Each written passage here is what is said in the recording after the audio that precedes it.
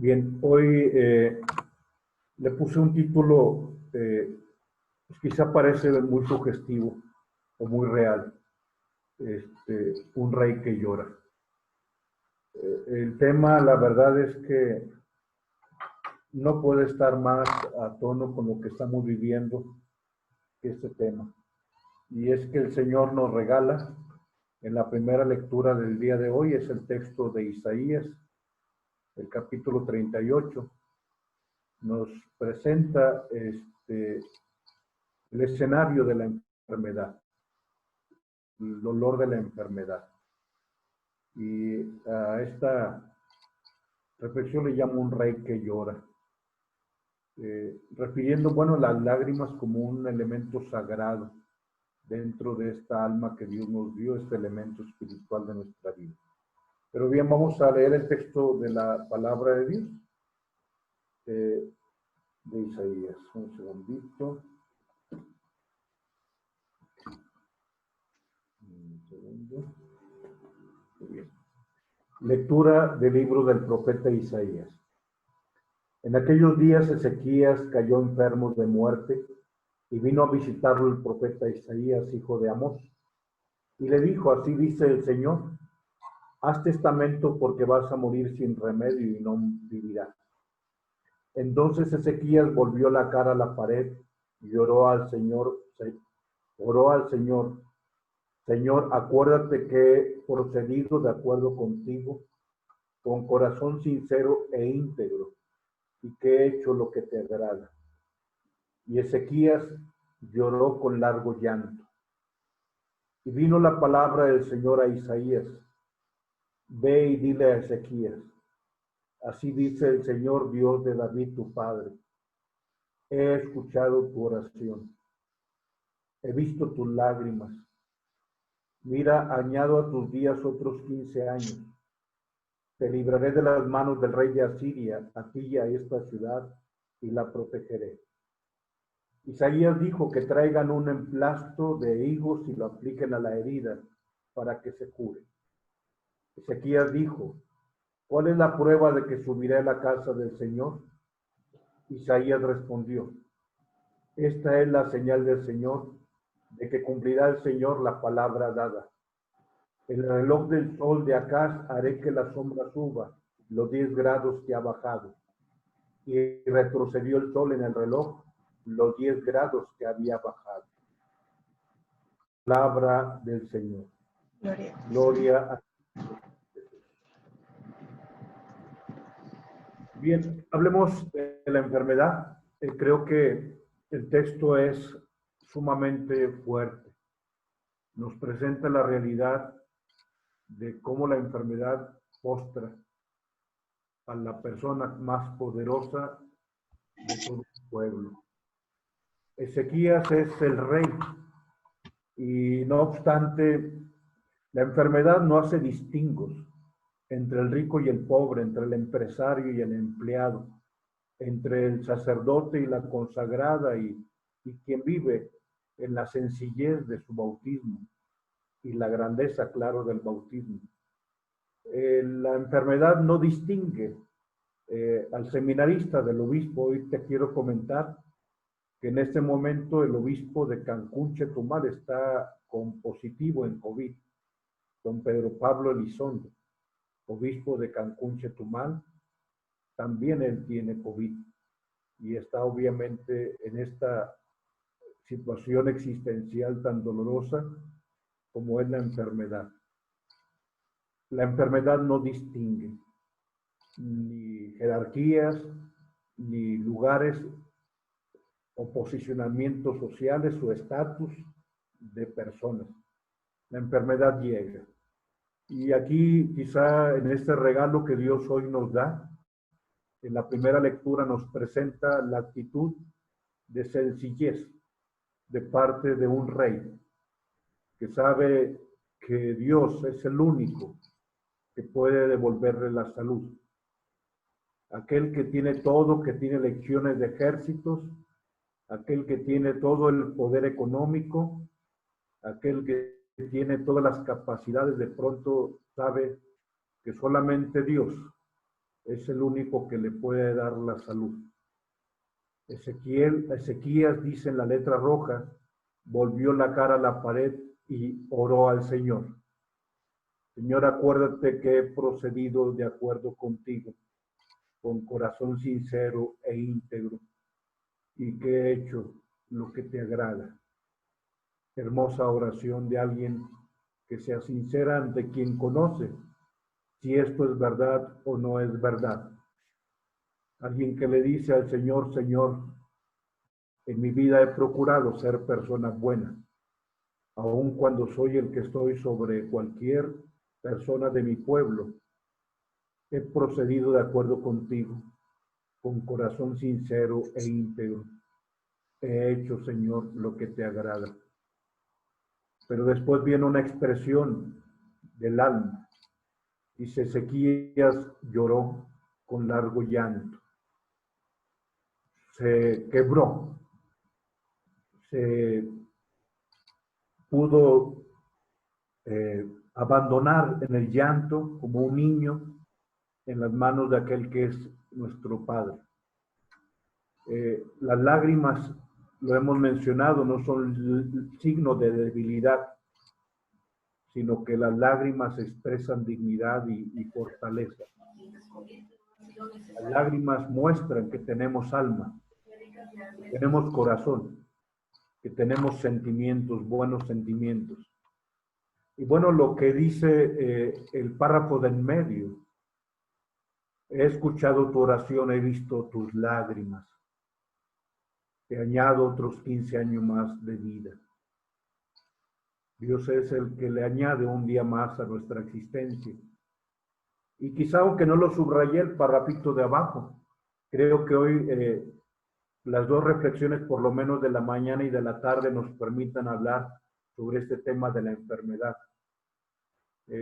Dice el párrafo de abajo que Ezequías pide una prueba, y la prueba que el Señor da es que el tiempo va a regresar atrás. El Señor nos vuelve a poner el reloj en el tiempo donde empezó nuestro dolor y dice, el tiempo va a regresar atrás. Te ofrezco tiempo nuevo. Te ofrezco que tus manecillas regresen y que empiece una historia nueva. Bien, vamos adelante. Quiero, antes de compartir algunos contenidos, ver esa situación de la enfermedad y ver cómo la enfermedad transforma la vida. La vida no puede ser igual y creo que es de las cosas que tendríamos que capitalizar dentro de esta vida o de este tiempo que vivimos. Aquí está un señor llamado José Carreras. En la fotografía de arriba está celebrando el año 2012, 25 años de que él se sobrepuso a leucemia linfoblástica aguda, un padecimiento muy severo que le postró mucho más de un año.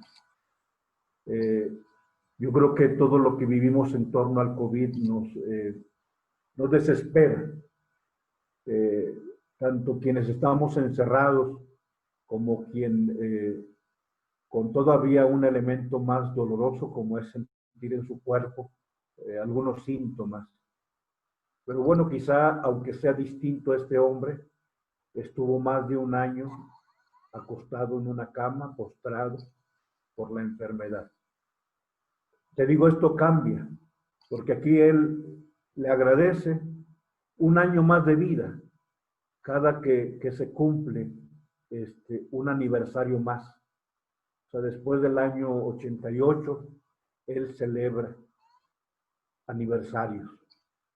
Y ahí te digo, en el año 2012, 2013, porque cumple o celebra su recuperación, 25 años de que Dios le dio una segunda oportunidad. Aquí ya el Señor sabe cuánto nos añade. Pero bueno, aparte en la fotografía de abajo, está haciendo su apostolado, porque alguien que padece en su cuerpo la severidad de la enfermedad no puede sino ser solidario con quien vive padecimientos idénticos. En la siguiente diapositiva te comparto un poco la descripción. El 13 de julio de 1987, a José Carreras se le detectó leucemia linfoblástica aguda e inició un tratamiento de 1 año y 1 semana. Cuando fue recuperándose, José Carreras tuvo que ir reeducando su voz. Desde aquel momento en que se atrevió, escuchando el Cid de Franco Corelli, por primera vez empezó a unirse al canto. Pero quizá el momento más importante que para él significó unas lágrimas cuando terminó de cantar, y su hermana, que era la que lo cuidaba, fue cuando interpretó el aria para tenor celeste Aida de Giuseppe Verdi. Él escuchaba aquella composición de Verdi y empezó a unirse a la aria. Y su hermana y él se abrazaron a lágrimas, diciendo: el Señor te ha regresado la vida. Y entonces, bueno, declara José Carreras aquel 21 de julio del 88, en una entrevista, dice: ¿cómo no? La enfermedad me ha cambiado. Ya no canto solo por cantar. Ahora cuando subo al escenario, asisto a una grabación, lo hago para agradecerle a Dios y canto para celebrar que estoy vivo. Así es. Bien, adelante, hablemos sobre las lágrimas y lo que la iglesia debe hacer en torno a lo que es la enfermedad. Este número es el número 419 del documento de Aparecida, solo para que lo ubiques. Este documento fue ofrecido a nuestra iglesia el año 2007, hace 13 años. Y me parece hermosísimo lo que dice, porque es muy cercano a lo que estamos viviendo hoy. Dice: la salud es un tema que mueve grandes intereses en el mundo, sí, un tema económico, pero que no proporcionan una finalidad que la trascienda. En la cultura actual no cabe la muerte y ante su realidad se trata de ocultar la muerte. Hoy la muerte es inevitable que aparezca, abriéndola a su dimensión espiritual y trascendente. La pastoral de la salud se transforma en el anuncio de la muerte y resurrección del Señor, única verdadera salud. ¿Sí? La muerte y resurrección de Cristo es la verdadera salud que se nos ofrece. Ella aúna en la economía sacramental del amor de Cristo, el amor de muchos buenos samaritanos, presbíteros, diáconos, religiosos, laicos y profesionales de la salud. Hoy sabemos que los profesionales de la salud son buenos samaritanos. Y dice este documento 2007, lo que en entonces éramos, las 32.116 instituciones católicas dedicadas a la pastoral de la salud en América Latina, 32.116, representan un recurso para la evangelización que se debe aprovechar. Bueno, esta es la pastoral. Adelante, hablemos sobre otras enfermedades, porque el COVID va unido al padecimiento físico, pero también al padecimiento social. La mayor enfermedad de hoy es el sentirse indeseado. Y quizá esto, aunque no sea así en las familias de los que tienen COVID, pero de pronto el que está aislado, descuidado, abandonado por todos, se experimenta otro tipo de factores de la enfermedad. Dice la Madre Teresa de Calcuta: el peor de los males es la falta de amor, la falta de caridad, la horrible indiferencia hacia el prójimo que vive a la vera del camino, asaltado por la explotación, la corrupción, la miseria y la enfermedad. El COVID efectivamente aúna el dolor físico con el dolor de la soledad. Hablemos sobre el dolor. El dolor es parte de nuestra vida. Adelante. No le tengamos miedo al dolor. El dolor es una realidad inevitable, insoslayable en la vida de los hombres. El dolor es vida. Y solamente acaba el dolor cuando hay muerte. Por eso el médico busca signos del rictus del dolor. Generalmente los signos para poder verificar la vida es generar reacciones dentro de nuestros, de nuestro cuerpo, dentro de ese elemento reactivo ante el dolor, ante la luz que nos deslumbra, ante la descarga eléctrica para un electroshock, para poder ver que la persona está reaccionando. Pues son un poco nuestros mecanismos de reacción. El dolor es algo que humanamente no se puede explicar satisfactoriamente. A todo el mundo le sacamos la prueba, pero la vuelta, pero el misterio del dolor se conecta con el misterio de Dios. Por eso cuando aceptamos dolor, enfermedad y muerte, aceptamos que somos frágiles y dependencia de Dios. Lo que hace Ezequías al llorar es mostrar que aún siendo el rey, aún siendo, llamémosle así, en aquel pueblo, el todopoderoso, llamémosle así, ese, digamos, el rey, el personaje más importante, aún así es frágil. Y el dolor para ti, para mí, es un encuentro con el crucificado. Y es comunión con un Dios, con el Dios que era impasible, pero que ahora sufre con aquellos que sufren. Vamos a hablar un poquito sobre la enfermedad y lo que la enfermedad hace a nosotros.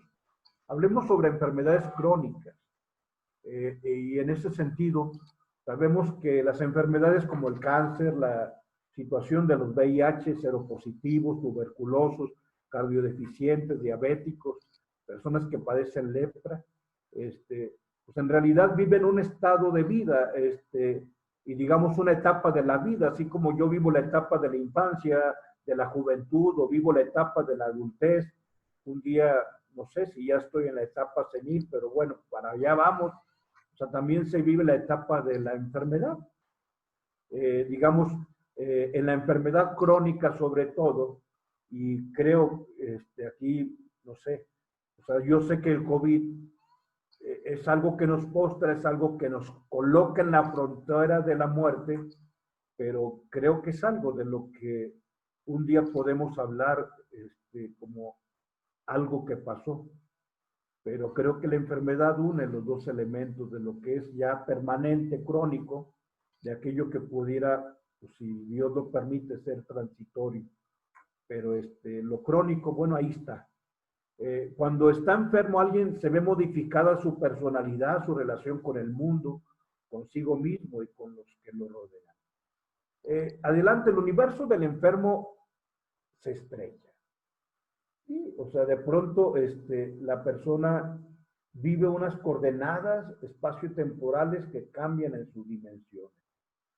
De pronto la vida de alguien que era invulnerable ahora se siente limitado y pues ya no puede ir a los lugares que antes quería ir a vacacionar. El universo se reduce a una habitación, a la cama, al corredor, a la sala de estar, y a veces en una situación de postración o de parálisis de las fuerzas vivas, las coordenadas se limitan a una ventanita a la que la persona voltea, porque la enfermedad ha hecho que el universo del enfermo se vaya limitando. Adelante, la enfermedad nos hace dependientes y quizás es de las cosas más complicadas de la enfermedad. O sea, tú y yo somos autosuficientes. Aún en este momento del COVID, pues nos ponemos el cubrebocas, entonces pues salimos y vamos, no sé, a comprar el juguito, a comprar un panecillo, unos fritos. O sea, aún con esta situación que nos margina o que nos limita, que marca unas coordenadas de desplazamiento, aún así, bueno, tenemos una cierta independencia y una interdependencia que debe hacernos respetar tanto nuestra vida como respetar la vida del otro. Pero en el caso del enfermito, la persona se vuelve dependiente y en ese sentido, en el nivel de la comunicación, también se afecta la situación del enfermo, porque digamos, vamos tomando decisiones los demás por él o por ella. La persona nada más ve que se juntaron los hijos para platicar porque vino al doctor o porque está en una cama de hospital y ve que están allá platicando con el médico, con las enfermeras. Y bueno, de pronto al enfermo se le trata como a un niño, como a un débil mental, ya no se le consulta, los demás decidimos por él o por ella. Sin duda cosas buenas, tú me dirás, y yo lo sé, porque reitero que mis papás vivieron ya esta etapa de la enfermedad y cumplimos en lo que teníamos que cumplir, pero había momentos en donde teníamos que decidir, obviamente al decidir firmar, porque asumimos responsabilidades sobre nuevos procedimientos, nuevos tratamientos.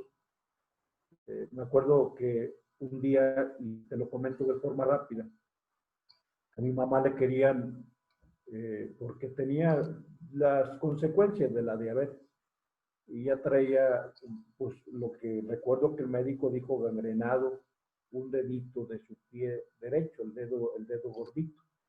Y recuerdo que el médico dijo que se lo iban a amputar. Y mi mamá escuchó, y entonces a mí me dice que no, que ella quería irse si cuando se fuera con su cuerpo completo.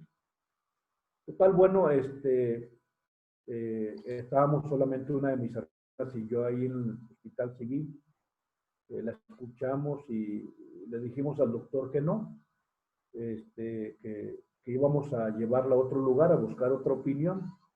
El médico y el hospital civil, con toda la razón del mundo, nos dicen que si asumíamos la responsabilidad de escuchar esa expresión, tomar decisiones, le digo, sí, asumimos la responsabilidad, firme aquí. Yo sabía que por esta enfermedad mamá no podía volver al hospital civil porque pues, estábamos desacatando una indicación médica. Yo le dije, sí, doctor, me da pena que yo le contraríe. Créame que no nos vamos a ir de aquí a la casa, vamos a ir a otra búsqueda de médico. No desacredito lo que usted nos dice, pero permítanos este privilegio de buscar una segunda opinión. Pues bueno, ya la historia no la alargo, pero mi mamá se fue con sus 5 dedos de cada pie y de cada manita. Efectivamente, Dios escucha la oración y ve las lágrimas del enfermo. Claro, un día Dios dice hasta aquí, y es hasta aquí. Pero si el enfermo de pronto se vuelve dependiente, incluso de las decisiones de alguien que tiene que firmar, porque a él no le toman en cuenta su firma. En lo social, la persona en su salida se encuentra, pues, que ahora se han cambiado el ir por alguien que pueda venir. Por eso te digo, en el caso del COVID, es todavía más doloroso, o sea, porque el enfermo dice, yo no puedo ir a visitar a nadie, pero a ver quién me viene a visitar. Pero en el caso del COVID, pues nadie puede visitar. Claro, ahora con la magia de los celulares hay videoconferencias y ojalá que en todos los hospitales se permitiera ese privilegio para poder estar en comunicación, porque sin duda un elemento importante de la recuperación del enfermo son esas autodefensas que se elevan con las señales de afecto. O sea, te digo, el tema es muy amplio. Lo trataremos precisamente desde los cuidados en la tarde que tenemos que darle al enfermo. En la tarde voy a hablar ya no de la enfermedad, sino qué tenemos que hacer con el enfermo. Hasta donde se nos permita, te digo que esta situación de la pandemia ha modificado el trato al enfermo, pero aún así buscar las formas, porque es verdad, tú lo sabes, o sea, las manifestaciones de afecto, de estima, el cariño, el abrazo, un beso en la frente, un tomar la mano del enfermo, claro que hace que la hemoglobina de la sangre reaccione para generar y respirar y para generar autodefensas. Pero sabemos que no se puede hacer ahorita. O sea, ¿cómo tomar la mano de quienes tienen COVID? Si nos podemos volver, vamos a decirlo así, culpables transmisores de llevar a otros lugares y de ser nosotros mismos portadores, transporte, es muy complejo. Pero sí, o sea, al enfermo, la hemoglobina le oxigena el cuerpo y hace que se irrigue todo el cuerpo y hace que que al oxigenarse la persona se desintoxique también y se eleven sus autodefensas. Pero bueno, el enfermo ha cambiado su vida y sobre todo, te digo, nuestro hermano o nuestros hermanos que puedan padecer esta enfermedad. Bien, adelante, hablemos de que la enfermedad, más que afectar el ser, digamos, más que afectar el estar, afecta el ser de la persona. Digamos que el estar enfermo tiene que concebirse como un modo de ser particular que afecta a la persona en su forma de pensar, de juzgar, de reaccionar, de comportarse. Aquí voy a poner el ejemplo que puede ayudarte a entender la diferencia entre el ser y el estar. Alguien dice, padre, es que yo soy pobre, y lo corregimos. No, tú no eres pobre, tú estás pobre. Ponte a trabajar y se te quita lo pobre. ¿Sí? Es que yo soy pobre. No, estás pobre. Pero si trabajas y ahorras, te disciplinas y emprendes, vende aunque sean chicles, o sea, pero poco a poco y ve creciendo, o sea, no eres pobre, estás pobre. Y ese estar se te puede quitar. Pero esta es la diferencia en el enfermo. O sea, eh, hay enfermos que no están enfermos. Entonces no está enfermo. No, ya él es un enfermo. O sea, si tú estás, puede ser algo transitorio, pero si tú eres, es algo que ya vino y se quedó. O sea, yo soy pobre, no, tú estás pobre. Trabaja y se te quita lo pobre. En cambio, el enfermo ya es un enfermo. Y ya no va a regresar atrás. Es la enfermedad que afecta más la esfera del tener, más que la esfera del tener, a la esfera del ser del paciente. Adelante, ya concluimos con esto sobre una palabra desde nuestra fe. Es un misterio que se identifica con el gran misterio del hombre, la enfermedad, cuando se enfrenta con nosotros mismos. La enfermedad suscita interrogantes vitales en el hombre que exigen una respuesta por parte de Dios.